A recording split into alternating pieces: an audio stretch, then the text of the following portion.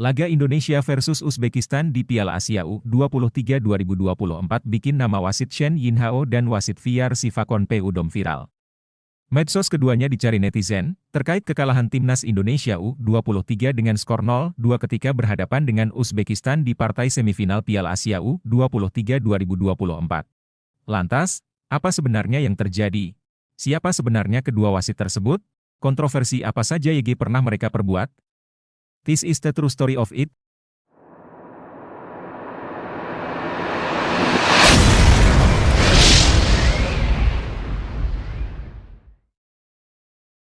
Dipantau Detik.net, Irak muncul sebagai trending topik di X. Ada 15.200 tweet soal Irak, yang terbaru tentu saja aneka cuitan menjelang laga perebutan tempat ketiga di Piala Asia U23 antara Indonesia dan Irak. Seperti diketahui, setelah pertandingan versus Uzbekistan, Indonesia menyisakan laga perebutan posisi ketiga di Piala Asia U23 2024.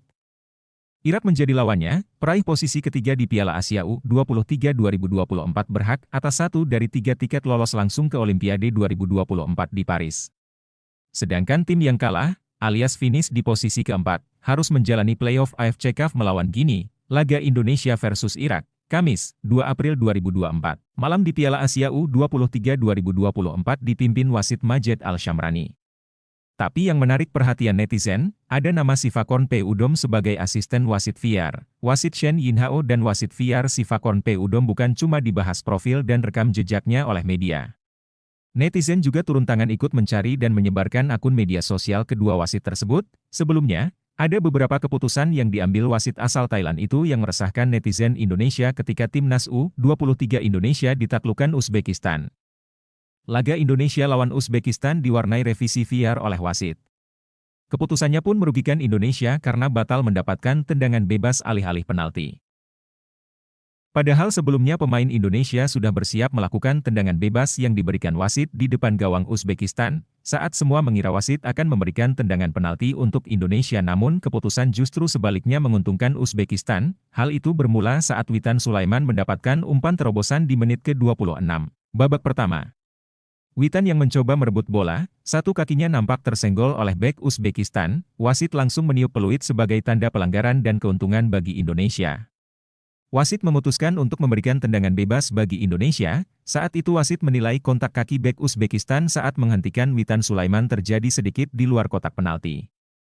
Namun saat Marcelino Ferdinand dan Nathan Choe nampak sudah bersiap melakukan tendangan, pemain Uzbekistan juga sudah membentuk pagar betis, namun wasit memutuskan melihat VAR. Dalam tayangan VAR nampak ada kontak Witan Sulaiman dengan bek Uzbekistan. Terlihat kontak terjadi di dalam kotak penalti, bahkan komentator menyebut penalti.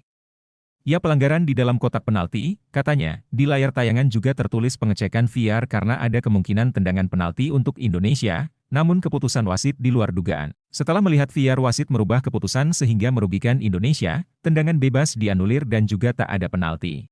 Di babak pertama Indonesia menjadi bulan-bulanan Uzbekistan. Statistik memperlihatkan Uzbekistan menguasai jalannya pertandingan dengan 63% berbanding 37%. Uzbekistan juga melakukan 11 tendangan percobaan meski hanya satu yang mengarah ke gawang.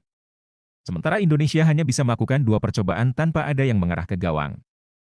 Laga Indonesia lawan Uzbekistan juga terbilang keras karena terjadi 10 pelanggaran. Sebanyak 8 diantaranya dilakukan pemain Indonesia. Pemain Indonesia juga mendapatkan 2 kartu kuning untuk Pratama Arhan dan Nathan Chuaon. Sementara Uzbekistan mendapatkan 1 kartu kuning untuk Albek Davronov. Dengan perubahan keputusan VAR oleh wasit, maka skor di babak pertama Indonesia lawan Uzbekistan sama kuat 0-0. Selain kontroversi di atas, Yinhao telah terlibat dalam banyak kasus kriminal. Pada tahun 2020, ia menjadi sorotan sepak bola Tiongkok karena tesisnya yang diduga plagiat, berdasarkan laporan dari surat kabar Hong Kong South China Morning Post pada tahun 2017. Shen Yinhao menerbitkan tesis berjudul, Penyebab dan Pengelolaan Stres di Kalangan Wasit Perguruan Tinggi. Namun terungkap bahwa tesis dengan metode dan penelitian serupa telah diterbitkan pada tahun 2012 oleh Lu Yunfei. Tesis doktoral Yinhao lainnya yang berjudul, Penelitian tentang Situasi Terkini dan Strategi Pengembangan Sekolah Tradisional di Kota Shanghai, juga diduga menjiplak karya Xuan Haide yang berjudul, Investigasi Situasi Terkini dan Mengatasi Perkembangan Sepak Bola Tradisional di Provinsi Anhui, Universitas Tongji, tempat Yinhao menyelesaikan gelar master dan doktoralnya, telah meluncurkan penyelidikan atas kasus tersebut, sementara Shen Yinhao menjabat sebagai Wakil Dekan Akademi Sepak Bola Perguruan Tinggi tersebut. Dampak dari kasus tersebut membuat Shen Yinhao terancam hukuman berat, termasuk potensi pencabutan statusnya sebagai wasit oleh otoritas sepak bola Tiongkok. Diketahui, pada tahun 2018 lalu, pemerintah dan Partai Komunis Tiongkok memperketat aturan terkait plagiarisme. Dokumen dari Partai Komunis Tiongkok menegaskan bahwa siapapun yang melanggar integritas akan dimintai pertanggungjawaban secara hukum. Namun, di tengah kontroversi dan tuduhan kriminal, Shen Yinhao memenangkan penghargaan peluti perunggu di Liga A Tiongkok pada tahun 2015. Pada Piala Asia U23 2024, wasit VAR Sivakorn Peu Udom dikenal sebagai wasit yang kerap membuat keputusan kontroversial. Meskipun mengawasi jalannya pertandingan melalui video assistant referee, VAR, dia seringkali membuat keputusan yang memengaruhi hasil pertandingan. Tercatat, dia sudah 2 kali memimpin pertandingan yang dilakoni oleh Timnas Indonesia di kompetisi antar negara-negara Asia ini. Pertama, saat Indonesia berhadapan dengan Qatar selaku tuan rumah pada laga pembuka Piala Asia U23, Senin, 15 April 2024. Saat itu, Sivakorn bersama wasit utama Nasrullah Kabirov dari Tajikistan memberikan 2 kartu merah untuk pemain Indonesia, Ivar Jenner dan Ramadan Sananta.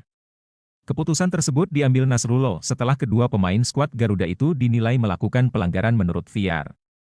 Hal tersebut pun menjadi kontroversial karena kedua pemain itu dinilai tidak melakukan pelanggaran berat yang membuat mereka harus mendapatkan kartu dari wasit.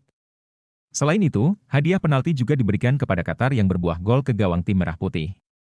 Pertandingan pun selesai dengan skor akhir 2-0 untuk kemenangan Qatar. Kemudian, Sivakorn juga menjadi wasit yang bertugas mengawasi jalannya pertandingan antara Indonesia melawan Uzbekistan di partai semifinal Piala Asia U23 2024. Dalam pertandingan itu, setidaknya ada 3 keputusan wasit yang berdasarkan VAR, namun kontroversial. Nah, bagaimana menurut kalian? Tuliskan komentar kalian di bawah.